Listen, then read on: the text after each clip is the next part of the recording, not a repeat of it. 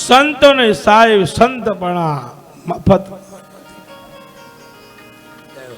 સાહેબા સત્યના ખાતરે રાજા હરિશ્ચંદ્રને પણ બજારમાં વેચાવું પડ્યું છે. નરસિંહ મહેતાને કેટલા ટોણા સાંભળવા પડ્યા. સંત એમની નથી પર દુખે જેનું આત્મા દુખિયો હૃદય જેના રડતા હૃદય જેના મન મોટાઈ મમતા ત્યાગી મન મોટાઈ મમતા ત્યાગી એ જઈને બ્રહ્મમાં ભળતા સંતને આવા સંતપણા રે એ ભાઈ નથી મુફતમાં મળતા. કહે પુરુષોત્તમ આવા શાંતને તમે પ્રભુ ચોપડે જેના નામ ચડતા ચોપડે નામ ચડતા એવા સંતોને સેવજો ભાઈ એવા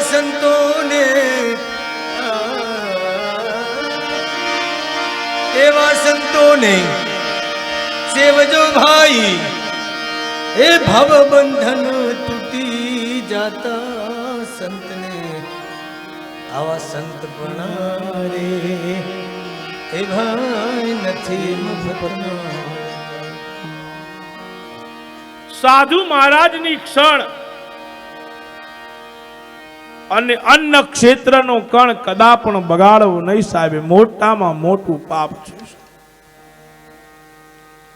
સાધુ એટલે શું કહેવાય સાહેબ? સાધુ એટલે શું કહેવાય? બીજાના કાર્યને સાધે એનું નામ સાધુ કહેવાય સાહેબ. ભક્તિ કહે છે કે સાધુ ઉભા રહો અને મારા દુઃખને દૂર કરો. આપનું દર્શન એ પાપનું નાશ કરનાર છે. આપના જેવા સંતના વાક્યથી શાંતિ મળે. બહુ જ ભાગ્ય હોય ત્યારે આપ જેવા મહાન સંતોના દર્શન થાય છે. નારદ મુનિએ કહ્યું કે હે પદ્મલોચના, આપ કોણ છો? તારું નામ શું છે? ત્યારે ભક્તિ મહારાણી કહે છે, તમે મને ઓળખી નહીં? મારું નામ ભક્તિ છે. અહમ ભક્તિ વિખ્યાતા ઇમો મે તનયો મતો જ્ઞાન વૈરાગ્યના માનો કાલ યોગે નજર જરો. કહે છે અને આમાં આ બે મારા પુત્ર છે, જ્ઞાન અને વૈરાગ્ય. ભક્તિ કહે છે ઉત્પન્નો દ્રવિડેશાહમ વૃદ્ધિમ કર્ણાટકે ગતા ક્વચિત ક્વચિત મહારાષ્ટ્રે ગુર્જરે જીર્ણતા ગતા. કહે છે હું દ્રવિડ દેશની અંદર જન્મી, કર્ણાટકમાં ઉછરી, ક્યાંક ક્યાંક મહારાષ્ટ્રની અંદર સન્માન પામી, પરંતુ ગુર્જર પ્રદેશની અંદર આવીને મને ઘર પણ પ્રાપ્ત થયું છે. ઘણા ગુર્જર પ્રદેશની આ ગુજરાત પ્રદેશ કહે છે. શું કહે છે સાહેબ? તમને એવું લાગે છે કે ભક્તિ અહીંયા આવીને ઘરડી થાય સાહેબ? હે, જે સ્વયં નરસૈયો 52 વાર જો ભગવાનને આ ગુજરાતની ધરા ઉપર જો બોલાવી શકતો હોય વૈકુંઠથી સાહેબ, તો એ ધરાની ઉપર આવીને શું તમે એવું માનો છો કે ભક્તિ ઘરડી થાય? સાહેબ ગુર્જર પ્રદેશ કીધું. સાહેબ શું કીધું? પંજાબ પ્રાંતની બાજુની અંદર એક આવેલો નાનો પ્રદેશ છે જેને ગુર્જર પ્રદેશ કહેવાય છે. એ ગુર્જર પ્રદેશની અંદર જ્યારે ભક્તિ મહારાણીએ પ્રવેશ કર્યો છે ત્યારે ભક્તિ ગરડી બની છે.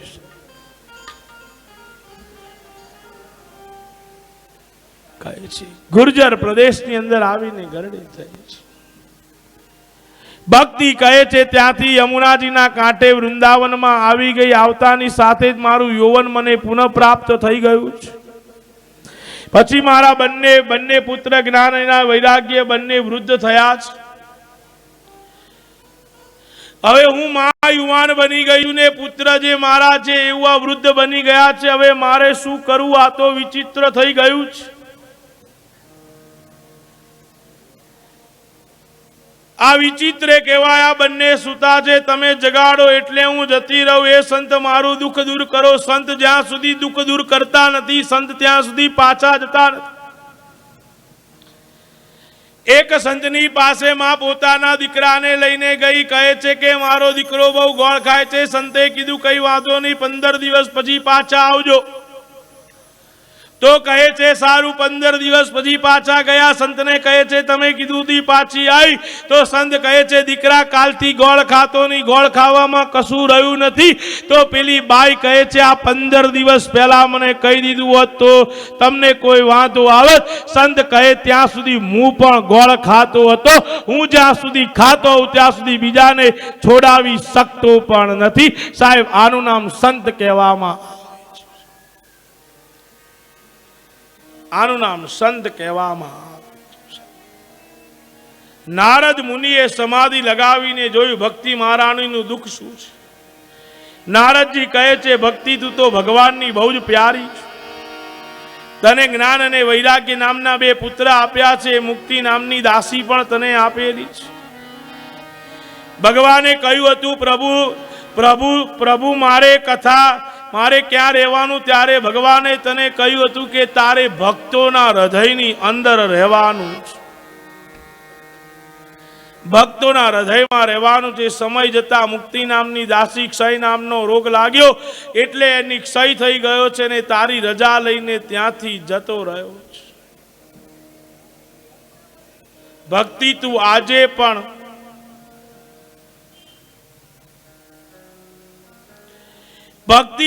પણ જેને આંગળી ચીધે છે એને ચાંડાલને પણ ભરવું પડે છે. અત્યારે કલિયુગના કારણે આ દશા થઈ રહી છે. તો ભક્તિએ પૂછ્યું તે કળિયુગને પરીક્ષિત મહારાજે શા માટે રહેવા દીધું છે? ભક્તિ નારદ મુનિને કહે છે કળિયુગ આટલો ખરાબ છે તો પરીક્ષિત મહારાજે આ કળિયુગને શાની માટે રહેવા દીધો? સાહેબ પરીક્ષિત રાજાની અંદર એટલી તાકાત હતી કે જ્યાં સુધી પરીક્ષિત રાજા પૃથ્વીની અંદર હતા ત્યાં સુધી કળિયુગ પણ એમનું કશું જ કરી શક્યો નતો. સાહેબ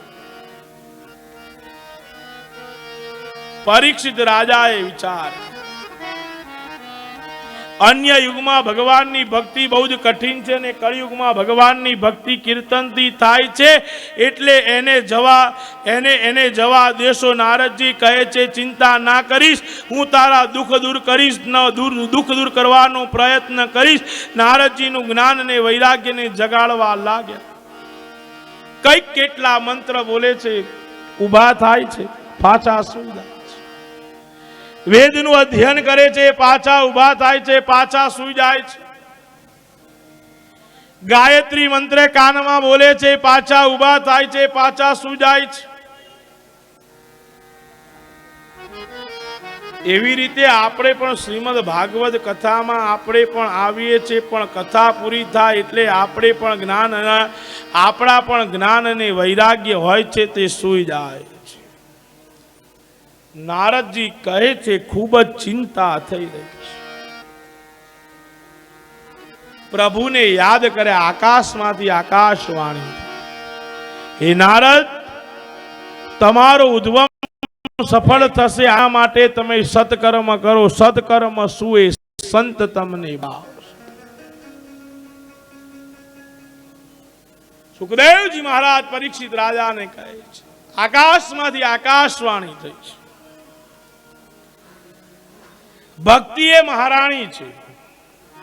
દીનતા એ ભક્તિ મહારાણીનું સિંહાસન છે. ભક્તિ મહારાણીના ચરણમાં નૃપુર છે, હાથમાં કંકણ છે, કેળમાં કંદોરો છે. સદા ચરણ ભક્તિ મહારાણીના નૃપુર છે. સમર્પણ એ ભક્તિ મહારાણીના કંકણ છે. ભક્તિ હોય પણ સમર્પણ ના હોય ત્યાં સુધી તમને ભક્તિ પ્રાપ્ત થતી નથી. ભક્તિ કરવી હોય તો તમારે સમર્પણની ભાવના પણ તમારા જીવનમાં રાખવી પડશે. નારદજીએ કહ્યું સત્કર્મ, સત્કર્મ, સત્કર્મ માટે કોને ગોતવા જવું? જે સંત શિરોમણી આવા સત્કર્મને જાણતા હોય. જ્યારે નારદ મુનિ ભક્તિ જ્ઞાન વૈરાગ્યની મૂર્તિ સંત શિરોમણીને ગોતવા માટે જાય છે. અનેક તીર્થોમાં ફરતા ફરતા નારદ મુનિ બદ્રી વિશાલમાં આવે છે અને ત્યાં તેમનો ભેટો સનત કુમારો સાથે થાય છે. અને આ સગડી વાત નારદ મુનિ સનત કુમારોને કઈ સંભળાવે છે. નારદ મુનિ કહે છે, આપ પૂર્વજોના પણ પૂર્વજ છો. આપ મને રસ્તો બતાવો, કારણ કે પૃથ્વી પર આનો ભાર વધી રહ્યો છે. પૃથ્વી પર આની ચર્ચા સૌથી વધારે વધી રહી છે.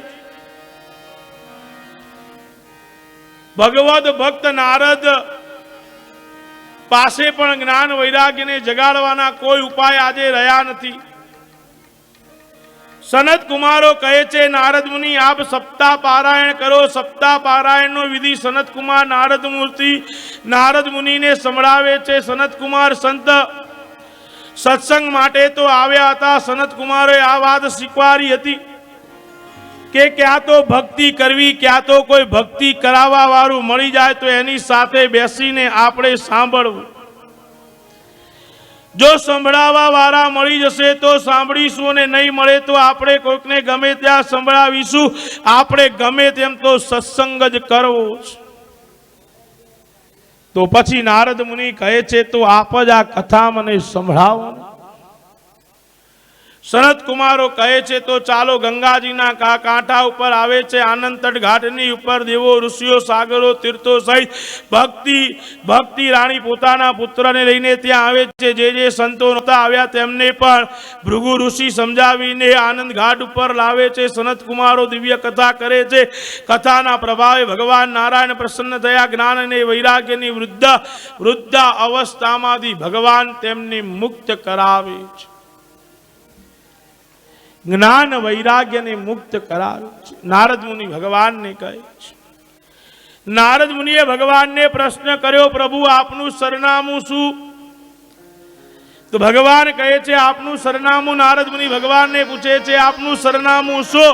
તો ભગવાન કહે છે, નાવસામિ અહમ વૈકુંઠે યોગીનામ હૃદયેન ચ મદભક્તા યત્ર ગાયંતી તત્ર તિષ્ઠામિ નારદ. ભગવાન કહે છે, જ્યાં જ્યાં મારા ભક્તો ગુણગાનનું વાદન કરે છે ત્યાં હું રહું છું. સૌને આશ્ચર્ય થયું, આ કોણ છે, ક્યાંથી આવે છે? સનત કુમારોને પ્રણામ કરી અને ભક્તિ બોલી. ભક્તિ કહે છે, કલિયુગ વડે હું પ્રનિષ્ઠ થઈ હતી. આજે આપની કથા રસથી હું પૃષ્ઠ થઈ છું. કહું હું ક્યાં બેસું? સનત કુમારો કહે છે, આ બધા જેટલા આવ્યા છે એના હૃદયની અંદર આપ બિરાજમાન થઈ જાઓ. કહે છે, ભક્તિ દેવી તમે ધન્ય છો. તમને તો આપ ભક્ત અને ભગવાન એક કરનાર છે. માટે ભક્તોના હૃદયની અંદર આવીને તમે બિરાજમાન થઈ જાઓ. ભક્તોના મનમાં જઈને કથા સાંભળવા ભક્તિ માડે છે. ભક્તિનો મહિમા બતાવતા સનત કુમારો બોલ્યા, જગત આખું લક્ષ્મીની પાછળ દોડે છે. જગત શેની પાછળ દોડે છે? કહે છે આખું જગત છે લક્ષ્મીજીની પાછળ દોડે, એ જ લક્ષ્મીજી કોની પાછળ દોડે છે? કહે છે ભગવાનને. એ જ લક્ષ્મીજી ભગવાનને આધીન છે. ભગવાન કોને આધીન છે? તો કહે છે ભગવાન ભક્તોના આધીન છે. ભગવાન પણ સ્વતંત્રતા નથી. ભગવાન કહે છે અહમ ભક્ત પરાધીન, હું પણ મારા ભક્તોના પરાધીન રહું છું. શ્રીમદ ભાગવતજીના 9મા સ્કંદની અંદર દુર્વાસા ઋષિને ભગવાને સ્પષ્ટ કહ્યું છે અહમ ભક્ત પરાધીન. સાહેબ આ જગતની અંદર માનવ કહે જો बड़ा तो इस धरती पे क्यों खड़ा? मानव कहे मैं बड़ा तो इस धरती पर क्यों खड़ा? धरती कहे मैं बड़ी तो शेषनाग के सिर पर क्यों जाके खड़ी? शेषनाग कहे मैं बड़ा तो शिव जी के गले में जाकर क्यों पड़ा? शंकर कहे मैं बड़ा तो कैलाश में जाके क्यों बसा? कैलाश कहे मैं बड़ा तो रावण के डर से क्यों खलबला? रावण कहे कि मैं बड़ा तो वाली के बगल में जाकर क्यों हलबला? वाली कहे मैं बड़ा तो राम जी के चरण में जाकर क्यों पड़ा? राम जी कहे मैं बड़ा सब भक्तों के हृदय में जाकर खड़ा। राम जी कहे मैं बड़ा तो सब भक्तों के हृदय में जाकर खड़ा, क्योंकि अहम भक्त पराधीन। भगवान कहे छे हूँ तो मारा भक्तना हृदयनी अंदर रहूं। એટલા માટે સનત કુમારે કહ્યું ભક્તિ મહારાણી અને જ્ઞાન વૈરાગ્ય એના મોટા મોટા ભક્તો મોટા મોટા સાધુઓતા કથામાં આવીને બિરાજમાન થયા. ગમે તે કોઈ કાયિક વાચિક કે કોઈ માનસિક પાપ કરનાર હોય પણ આ કથાની અંદર આવીને બેસે છે તો એના સગળા પાપો દૂર થઈ જાય છે. કથાનું શ્રવણ માત્ર કરવાથી મુક્તિની પ્રાપ્તિ થાય. સજ્જનો તમે તો આ કથાનું શ્રવણ કરો છો, તમને તો મુક્તિ મળશે પણ 100% નિશ્ચિત છે. લખી રાખજો કે જેના નિમિત્તે તમે આ કથા કરો છો એ પિતૃઓને પણ ઉત્તમ સદગતિ અને વૈકુંઠની પ્રાપ્તિ થશે.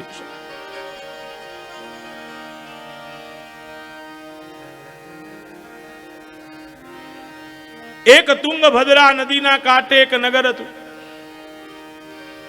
અધ્રતે કીર્તયિષ્યામિ ઇતિહાસં પુરાતનમ યસ્ય શ્રવણ માત્રેણ પાપહાનિ પ્રજાયતે. तुंगभद्रा तटे पूर्वम भूतोपततमुत्तमं यत्र वर्णाश्वधर्मिणः सत्यसत्कर्म तत्परा. तुंगभद्रा नदीना काંઠે એક નગર હતું.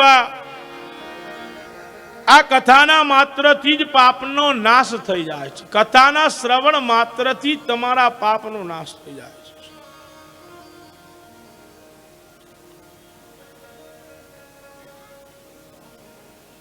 પાપ બળીને ભસ્મ થઈ જાય છે.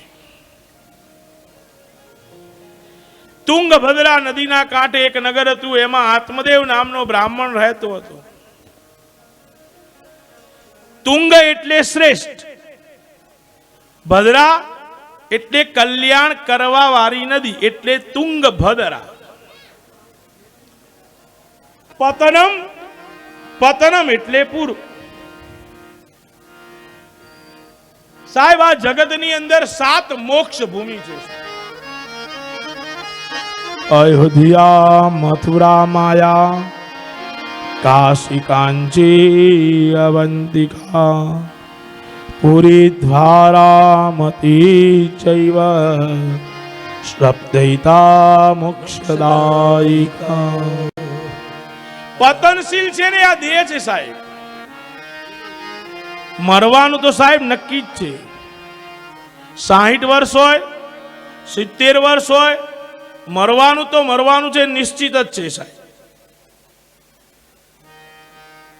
એટલા જ મળે સાહેબ. સંતવાણીની અંદર એવું કહેવામાં આવે છે,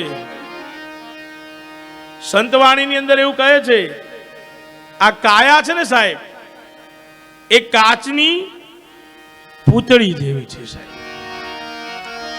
એ કાયા છે કાચની પૂતળી વણજારા હો વણજારા, એને ફૂટતા નહીં લાગવાર રે વણઝારા રે, જીવો વણઝારા જીવો વણઝારા, જીવો વણઝારા જીવો વણઝારા.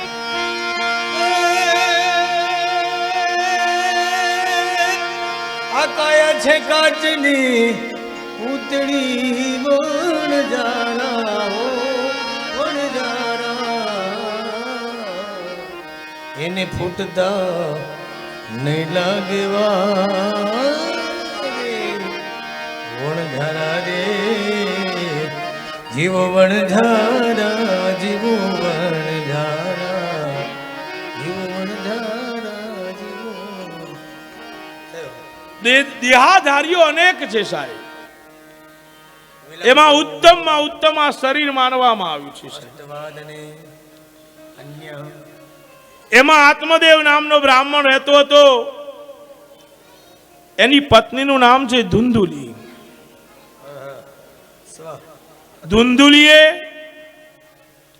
ધુંધુલી એ બુદ્ધિનું પ્રતીક છે. ધુંધુલીનો પરિચય આપું છું. લૌકિક વાતોની અંદર જેને ખૂબ જ મજા આવતી હોય, ભગવાનની કથા હોય કે ભજન હોય, ત્યાં જેને બગાસા આવતા હોય, જે કોઈની પંચાયત કરવાની હોય તો તેનું મન ત્યાં લાગી જતું હોય, મજા આવતી હોય, આવી ધુંધુલી સાથે એક આત્મદેવ નામનો બ્રાહ્મણ રહેતો હતો.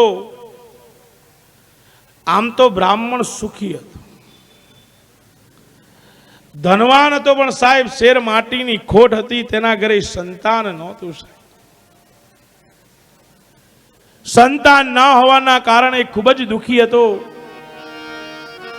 એક દિવસ કંટાળીને તે વનમાં જતો રહ્યો.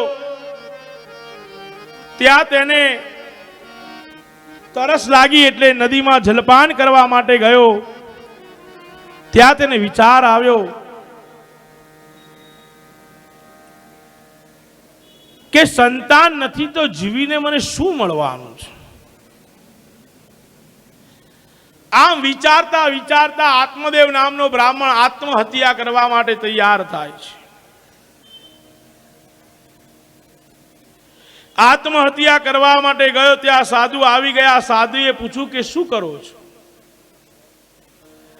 આત્મદેવ કહે છે બસ હવે મારે મરી જવું છે, બસ મને મરવા દો. સાધુએ પૂછ્યું તારું નામ શું છે? તારા આત્મદેવે કહ્યું મારું નામ આત્મદેવ છે. સાધુ કહે આત્મદેવ નામ છે ને આત્મહત્યા કરવા માટે તૈયાર થયો છું? સાધુ કહે શું કારણ છે? આત્મદેવે કહ્યું મારે શેર માટીની ખોટ છે, મારા ઘરે સંતાન નથી, બસ હવે મારે મરી જવું છે. લોચનિયું સુન લાગે કાજના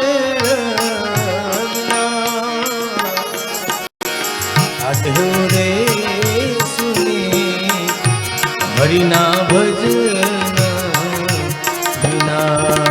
હરિના ભજન એ માતા રે સુન લાગે પુત્ર રે એની રે સુની એના બાંધના લોટડિયું સુન લાગે કાજ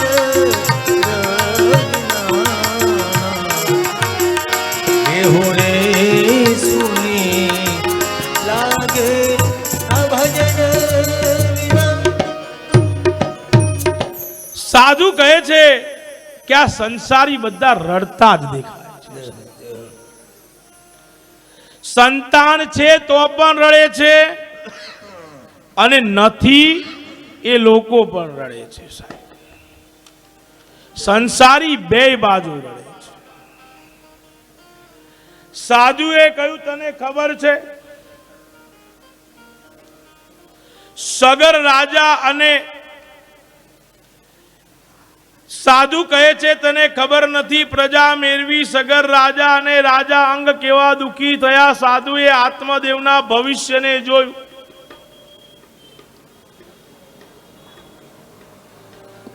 કહે છે જોયું, કહે છે કે આને તો 7 જન્મ સુધી પુત્રની પ્રાપ્તિ નથી સાહેબ.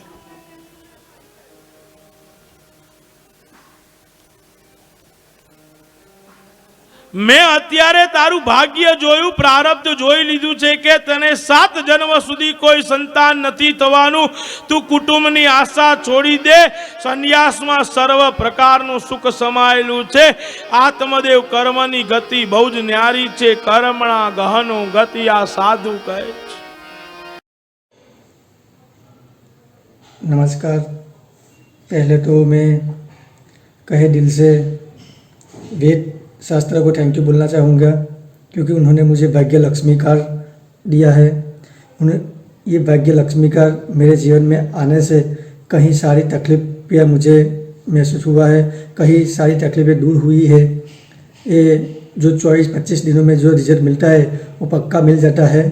और ये भाग्य लक्ष्मी कार्ड मेरे जीवन में आने से कहीं सारी तकलीफियाँ मैं 100% बोलना चाहूँगा, कहीं सारा जीवन सफल मेरा हो गया है। कहीं सारी तकलीफ यानी कि मेरे कंपनी में मेरे बॉस से जो मेरा रिलेशन अच्छा नहीं था वो भी कहीं सारा अभी 100% हो गया है अच्छा। कहीं सारी तकलीफें थी वो भी सॉल्यूशन हो गया है।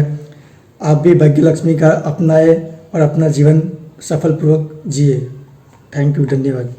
नमस्कार दर्शक मित्रों, आप भी आपके जीवन के अंदर यदि कुछ अच्छा करना चाहते हो, लक, बिजनेस, फ्यूचर, फाइनेंस और हेल्थ रिलेटेड कोई भी प्रॉब्लम है, उस प्रश्न का समाधान करने के लिए आप आज ही हमारा भाग्य लक्ष्मी कार्ड बुक करवा सकते हो। कस्टमर केयर नंबर पर आप फोन कीजिए और आज ही आपका भाग्य लक्ष्मी कार्ड बुक करवाइए। કેવી રીતે બદલીશું કિસ્મતના સિતારાને? કેવી રીતે થશે આવક અને જાવકના પલડામાં સુધારો?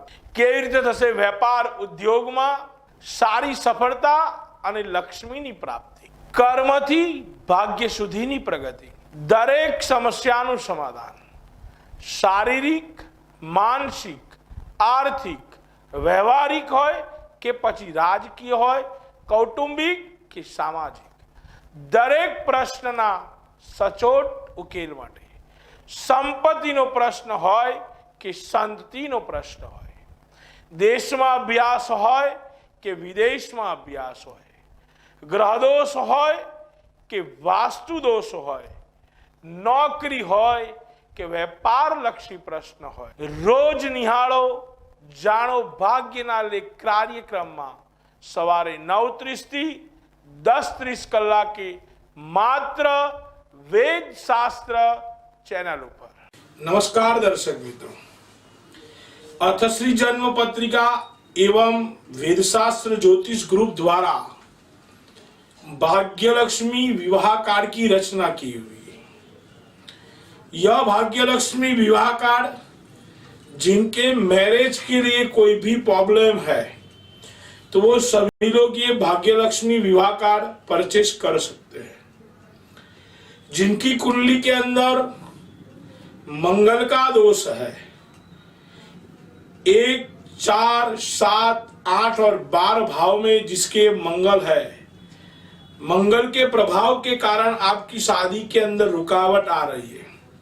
सप्तम भाव में केतु का यदि नक्षत्र है, सप्तम का भाव किसी भी पाप ग्रह से पीड़ित है, वो सभी दोष को दूर करने के लिए आप ये भाग्य लक्ष्मी विवाह